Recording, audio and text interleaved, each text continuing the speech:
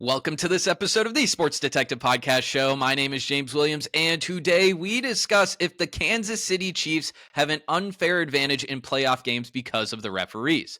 So this is kind of been always like a thing going on with like a lot of like anti Patrick Mahomes, a lot of anti Kansas City Chiefs people online talking about, hey, the referees love Kansas City, and there's this conspiracy going on that the referees in the NFL are in cahoots to try and get to the Kansas City Chiefs to the Super Bowl. Well, this conversation went to a new level because during the AFC divisional round game with the Chiefs and the Houston Texans, there were a few penalty calls called on Patrick Mahomes that were very controversial. One of them extremely controversial. There was a moment in the third quarter where you guys remember the play if you watch the game where it's like Patrick Mahomes kind of slides late and then two Texans guys are already kind of falling trying to make a play on him. They actually miss Mahomes and like collide head to head with each other, and then there's a penalty called on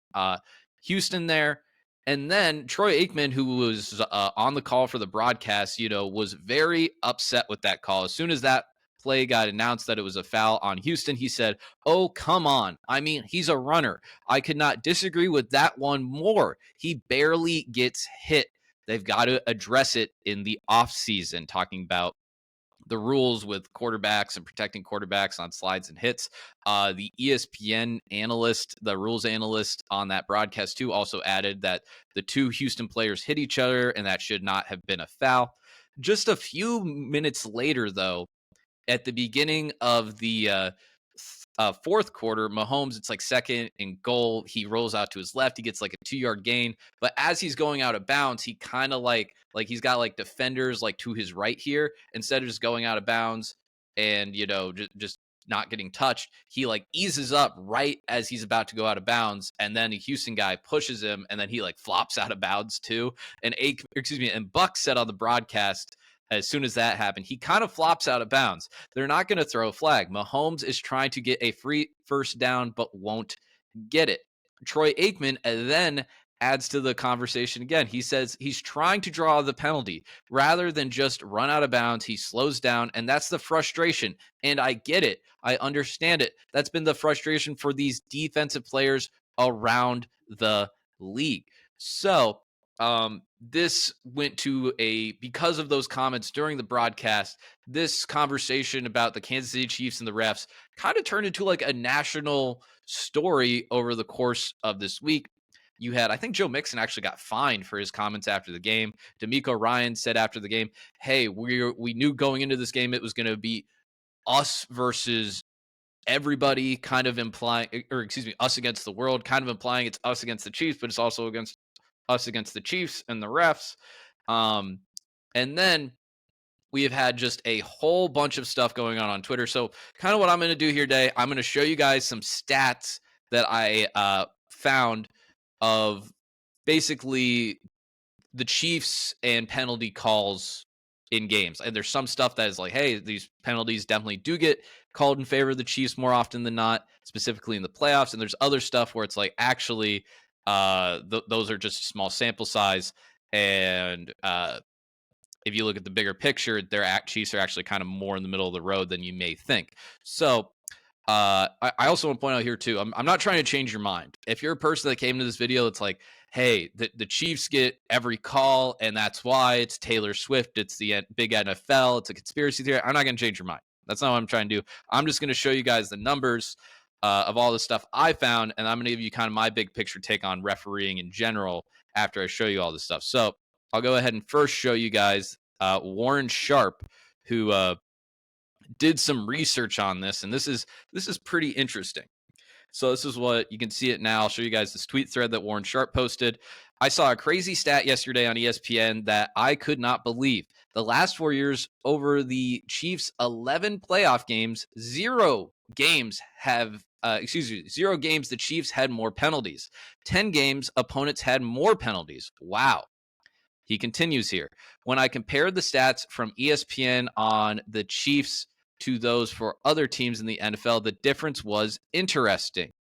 Here's a look at how every team with at least 5 playoff games and how they compare. Most are relatively neutral. Then there are the Bengals, and the Chiefs. Okay, so I'll go ahead and click on this image here and kind of show you guys what the graph that he has here. Now, this is a minimum of 5 playoff games since 2021. So I think this includes the year that they lost to the Bengals in the playoffs, if my memory is correct. So you can see here the Chiefs, games with more or less penalty yardage, less than the opponent in yardage, they're +9. Games with more or less penalties than the opponent, they have less than the opponent, which is +10. I assume that means if they have a 0 there, it means they tied and +10. But then you can kind of see everyone else is like +1 or -1 or -2. And then you have the Bengals here who are -5 and then -4. But the Bengals in their playoff record, that doesn't seem necessarily affect their win-loss ratio that much, where they are 5-2 in the playoffs. And you see teams like the 49ers are 6-3 and they're -1. The Rams are +3 in just flat out penalties, and they're 5-2. But you can see here, Chiefs definitely kind of interestingly a little bit of a crazy stat there. So Sharp kind of continues with some more interesting stats here. Some interesting penalty differentials that stood out during the Chiefs' last 4 postseasons. 7 roughing the passer on opponents, 1 on KC. 4 unnecessary roughness on opponents, 1 on KC. 11 DPI or defensive holding on opponents, 2 on KC. This is a very small sample of games, and the Chiefs are a very good team, and one that is well disciplined. I will note that during the regular season, things do not go the Chiefs' way to this degree as it relates to penalties.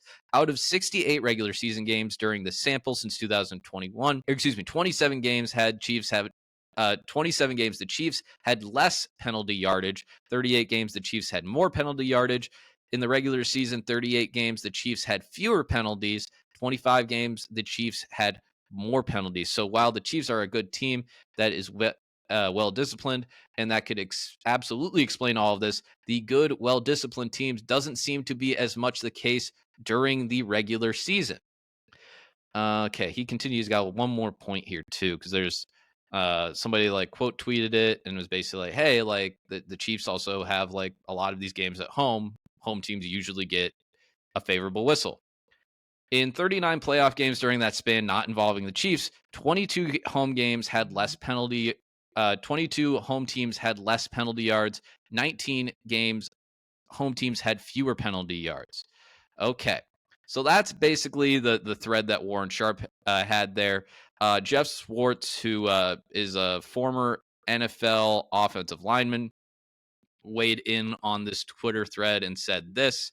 He said, "These tweets are always the best because they provide no context. Take the Chiefs Bills divisional round playoff game. Buffalo had 5, the Chiefs had 2. Buffalo had illegal batting of the ball, defensive holding, delay of game, defensive offsides, DPI for 3 yards. Chiefs had 2 accepted. Holding, they had a hands to the face that was not accepted, and they also had illegal use of hands." I'm not sure what his point was. He says, sounds like a rigged game to me. I'm assuming that is sarcasm. Okay. So then the last stuff I'm going to show you guys here is this is a bunch of stuff that is more kind of like Chiefs penalty stuff. And this is the stuff, if you are a Chiefs fan and still watching this is the stuff that you're probably you would want to point out if you were in an argument talking about this. So I'll go ahead. I just basically bookmarked a bunch of these tweets with a bunch of these stats for a few different sources here. So this first one's from Josh DeBow. That's a lot of the stats here, because he like posted something, then people were responding to him, so he quote tweeted responses to some of them. So I won't read all of the stuff that he quote tweeted, but I will read what he had to say. So he said the Chiefs have been penalized for 117 more yards than opponents since 2021, playoffs included. This is another stat here. I won't show you guys this graphic here. The prevailing narrative on here is that the Chiefs that the refs help the Mahomes-led Chiefs more than any other team, but they don't even crack the top 10 in win probability added from penalties since 2023. But this is pretty subjective / tough thing to analyze. Caveats below. I did check his caveats. I don't think they're important. You can see here, obviously, from the picture, the Chiefs are 11th. Something that you'll find out, and I think there's other stats from this too that will kind of pop up later, is that like the Vikings throughout this whole sample size are like far and away like number one as far as like how penalties like affect them, which is kind of weird. But I mean, it explains a lot too, where it's like they get into the playoffs every year and they get their, they get their teeth caved in. And it makes sense that maybe they get there because they are, just getting I don't want to say luck of the draw, but they are winning the penalty battle as it goes throughout the course of the regular season. The Chiefs win percentage by penalty yard differential since 2018, playoffs included. When opponents have 25 plus more penalty yards, the Chiefs are winning at 79%, 18 of those games at home. When Chiefs have 25 plus more penalty yards, they are winning 73% of their games. In between those two totals, they are winning 80% of their games. Basically making the point, hey, no matter what happens with the Chiefs and penalty yardage, they're usually winning above 70% of their games. That's just kind of how things go with the Chiefs because the Chiefs are really good and they just win a lot of games because that's just how good they are. Other things, there's a Jason McIntyre who's like kind of jumping on the narrative that the refs are out for the Chiefs because he's trying to get attention. Other things, the Chiefs are getting more of than their opponents in their last playoff games, because he said like they're getting way more stuff with penalties. I think he might have even quoted the Warren Sharp tweet. The Chiefs are getting more wins, more points with a plus 78 differential, yards with a 421 yard differential, first downs with 30 more first downs, and takeaways. 4 more takeaways. Concerning. Yeah, because obviously, too, if you're scoring more points, you're going to be winning games. You're getting more yards, you're going to be winning games. You're getting more first downs, you're going to be winning games. And you having a good turnover differential, you're going to be winning games, too. This is DeBow weighing in again. It's not a mystery. Average playoff teams have penalty yards drop 12.1 per game from the regular season to the playoffs since 2018. The Chiefs drop 18, so a little higher, but Chiefs turnovers also drop more than the average playoff team from 0.3 per game to 0.1. Then he's basically possible that the Chiefs are a good team. That's kind of his prevailing narrative with a lot of these. The Chiefs have been penalized for 147 more yards than opponents in the last 3 seasons, playoffs included. That's the 12th worst.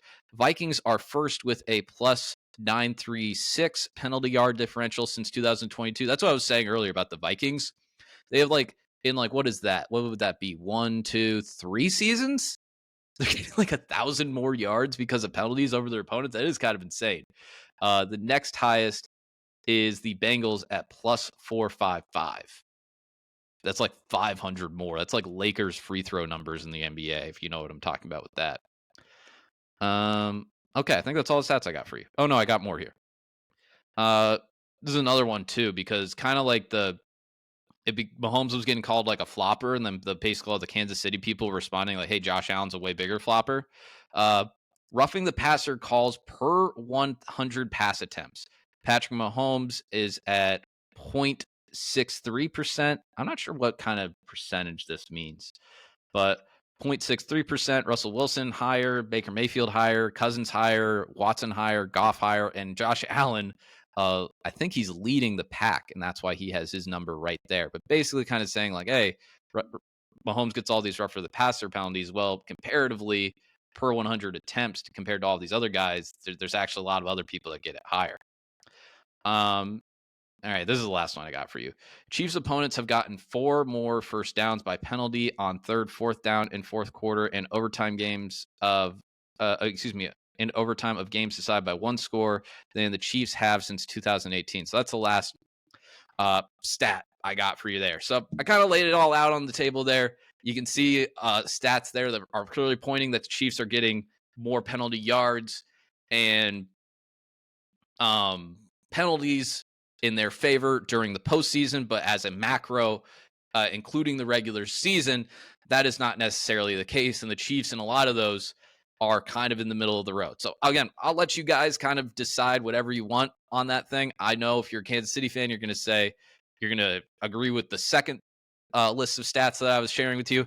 If you're an anti-KC person, you're going to be going with that first stuff that I showed you with the Warren Sharp stuff there. So I do kind of want to finish this discussion here, and I want to talk about my experience with fan bases and referee, because I do think I provide a little bit of a unique perspective when it comes to this stuff. Because I assume most people watching this, if you gotten this far in the video, this is probably maybe the first time you ever watched one of my videos. And the true first thing that we started doing with my podcast here is when I was strictly only doing audio, was I had on like several guests talking about preseason college football stuff. We did a bunch of college football preseason interviews, and that's how I started this podcast. Was I was doing a bunch of college football preseason interviews, and doing that, I interviewed almost somebody that covers almost every Power Four team. Now, these are a lot of this stuff was like former players that had podcasts now. Guys, fans that had their own like fan podcast, people that actually covered their team and reported on the team. It was a variety of people. But doing that, I had to do a lot of research on a lot of these teams, and I got to kind of get the culture of different conferences and different fan bases all around the country. So I do think I have a good perspective when it comes to this.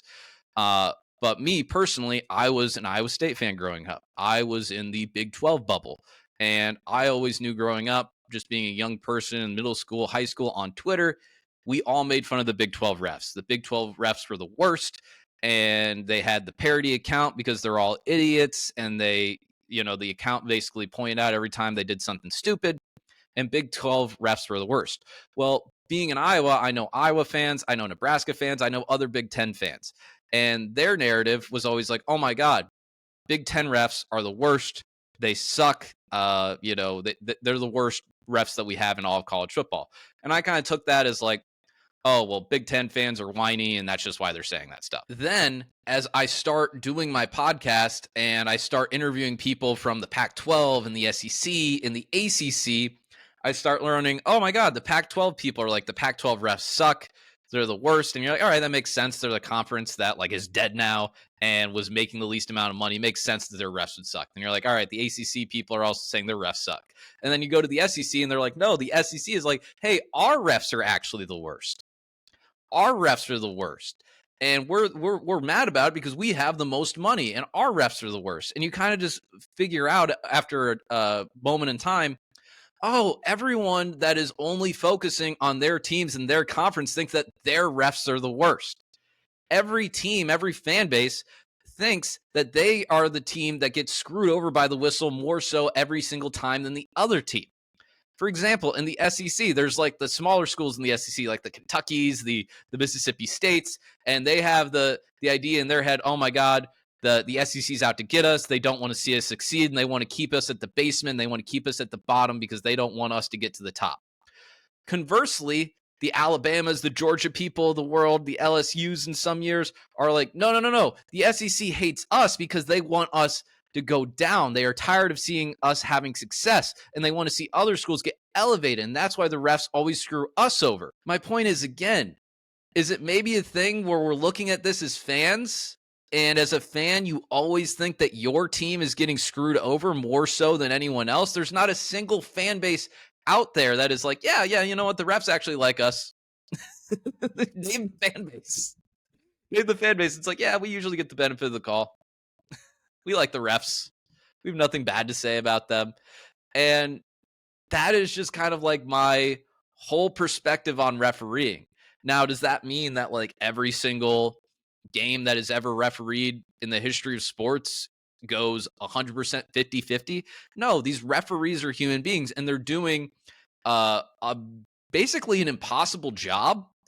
And the thing that makes me so mad is that I work in youth sports, and in youth sports, there is so many people all around the country, all of these leagues that have shortages of referees, whether it's football, soccer, basketball, baseball umpires, softball umpires. And we have so much outrage for officiating online as it pertains to professional sports. But then all of these people never have the courage to go and actually do refereeing themselves. They don't have the courage to go and sign up for their local youth soccer organization and try and do some refereeing, or football or basketball or whatever. And those are the people that actually need it. You can make a little bit of money, And like it's because no one wants to be a referee because refereeing sucks. So that's just kind of my thoughts on officiating. And it's just, hey man, if you got time and you wouldn't mind doing it, go help out your local youth basketball club or organization, or whether it's public, private, whatever, because these people need referees, and the kids deserve it. Do it for the kids. Stop complaining about your Big Ten West game on a Sunday and go do some public service. Maybe make a few bucks doing it. So there you have it, guys. That's kind of my breakdown on the whole situation, talking referees. If you got this far in the video, thank you so much. We've been talking for like 20 minutes straight here. So if you got this far, please hit subscribe. That helps out so much in the algorithm and helps promote this video to you more and also to others. Hit that like button if you like this video. That's how I know that I should do more videos like this.